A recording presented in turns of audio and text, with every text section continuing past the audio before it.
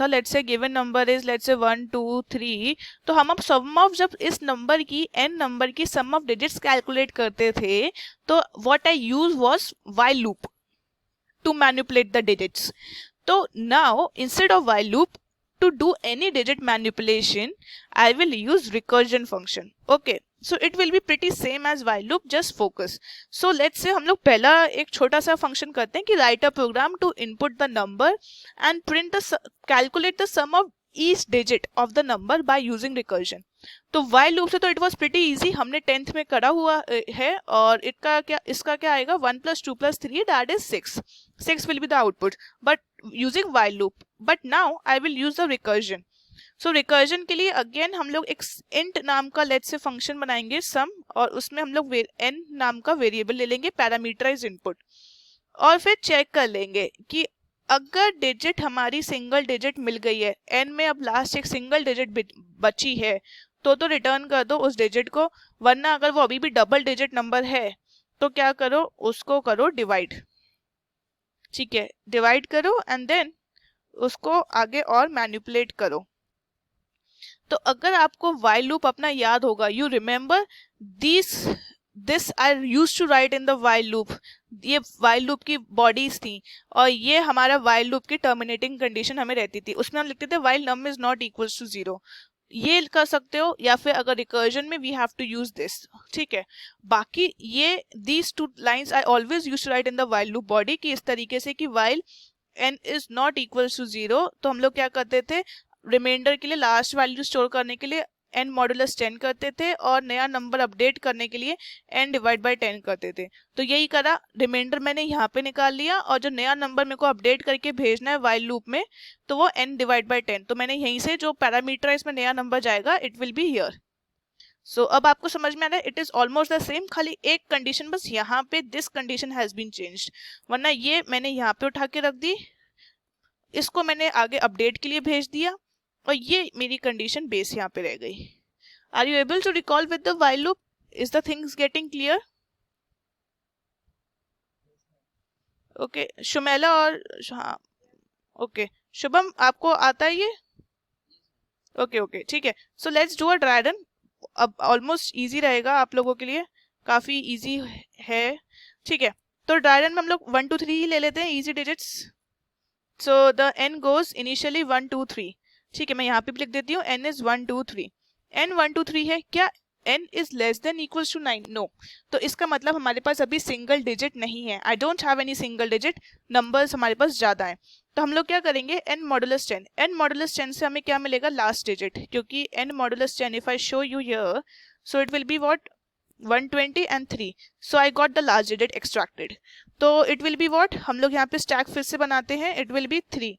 उससे पहले मैं void main को रिटर्न करती, फंक्शन ने अपने आप को फिर से कॉल कर लिया और क्या हुआ, उसने लास्ट डिजिट हटा के, मतलब इसका क्या होता है कि we remove the last digit of the number. Last digit मैंने रिमूव करी, so only 12 is now left. ठीक है, क्योंकि n divide by 10 so 10 only 12 will be left. So 12 is now the new number. So 12 is now the new number. Let's discard this. Again it will check, क्या अभी भी हमारे पास single digit बची है? नहीं, अभी भी हमारे पास सिंगल डिजिट नहीं है, because 12 is greater than 9 which indicates that we still don't have a single digit. So else में आएंगे, हम लोग लास्ट डिजिट फिर से एक्सट्रैक्ट करेंगे.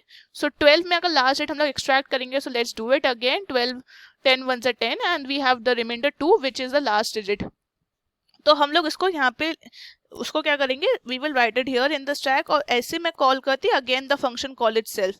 तो उसने क्या करा, जो n था करंटली 12, उसमें से हमें पता है कि हम ऑलरेडी उसकी एक डिजिट यूज कर चुके हैं. So now we will update the number. अब 12 की जगह what I will be sending it to the computer, it will be now 1 will be sent. So it will check 1 is less than 9. Yes, 1 is less than 9, condition true हो गई. इसका मतलब now I am left with a single digit, क्योंकि हमारी single digits कितनी होती हैं, 0 से 9 के बीच में ही होती हैं. और ऑफकोर्स की बात है, एक इसका एंड हो गया 0 और इसका एक्सट्रीम एंड हो गया 9. इन दोनों के बीच में जो आएंगे वो सिंगल डिजिट है. तो 9 से जो छोटा होगा इवेंचुअली उस मतलब है कि वो स्मॉलर है, सिंगल डिजिट है. तो इसलिए अब क्या बचा, return n.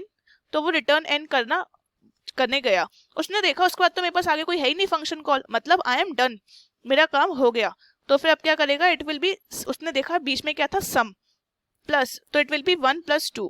So 1 plus 2 it is what 3, तो 3 अब यहाँ पे आएगा, सो 3 प्लस 3 गिव्स मी 6, तो 6 आउटपुट आ जाएगा। Is the thing each digit का क्यूब करना है। तो कैसे, मतलब जैसे लेट्स टेक नंबर इज 1 2 3, तो हमें एक ऊपर वेरिएबल लेना पड़ेगा एक और सम का, उसमें I will store 1 into 1 into 1 plus 2 into 2 into 2 plus 3 into 3 into 3। This is what I have to do. तो अब क्या करेंगे हम लोग, a minute change and we are done with the program. तो मैं इसको दोबारा से लिख देती हूँ। तो ऑफ कोर्स की बात है, हमें सम स्टोर करना है, तो I have to take a global variable s equals to 0, int sum ले लेते हैं फंक्शन, उसमें हम लोग नंबर इनपुट करवाएंगे एज इट इज। ठीक है, नंबर इनपुट करवाने के बाद हमें चेक तो करना ही पड़ेगा कि अगर सिंगल डिजिट है तो बेस कंडीशन लगानी पड़ेगी। उसके बाद आई विल रिटर्न, अगर फिर हम लोग क्या रिटर्न करेंगे, n रिटर्न नहीं करेंगे, फिर n into n cube of that number, वरना else what I will return, हम लोग क्या कर लेते हैं, इधर एक सिंपली इंट r ले लेते हैं वेरिएबल, n मॉडुलस 10 यहाँ पे ले लेते हैं रिमाइंडर, और फिर यहाँ पे हम लोग कर लेते हैं रिटर्न r इंटू r और plus sum n divide by 10। ठीक है, अब आप लोग कहोगे कि मैम आपने यहाँ पे लिया है r इंटू आर, मतलब r को लिया है, तो ये डायरेक्टली n मॉडुलस 10 आप 3 बार लिख देते, मैं लिख देती, पर ये बहुत लंबा हो जाता, थोड़ा सी मतलब रीडेबिलिटी प्रोग्राम की कम हो जाती, तो इसलिए मैंने एक वेरिएबल में स्टोर करा, उसके बाद r इंटू आर करा है। तो पूरा प्रोग्राम हमारा सेम है। अब जब हमारे स्टैक में हमारा जो कॉल होगा, तो हम लोग जैसे ही कॉल करेंगे तो इट विल बी व्हाट, जैसे लेट्स टेक 1 2 3, तो 3 आएगा लास्ट में, तो 3 आएगा, तो हम लोग 3 इंटू 3 करेंगे, और जैसे हम उसके आगे कुछ प्रोसेस करते, मल्टीप्लाई करके रिटर्न करते वॉइड में इनको, उससे पहले क्या हुआ, फंक्शन ने अपने को कॉल कर लिया, फिर से 2 इंटू 2 होता, उससे पहले मैं रिटर्न करती, function again called itself, and then 1 into 1 से मेरा प्रोसेसिंग खत्म हो जाती, मैं अगेन यहाँ पे आती, तो 1 इंटू 1 इज 1, तो 1 प्लस, और फिर यहाँ पे आता it is what 2 into 2, so it's 8, 1 plus 8 gives me 9, 9 यहाँ पे आता, तो it is 27 plus 9, so it gave me 36, so 36 is the output. Clear to all?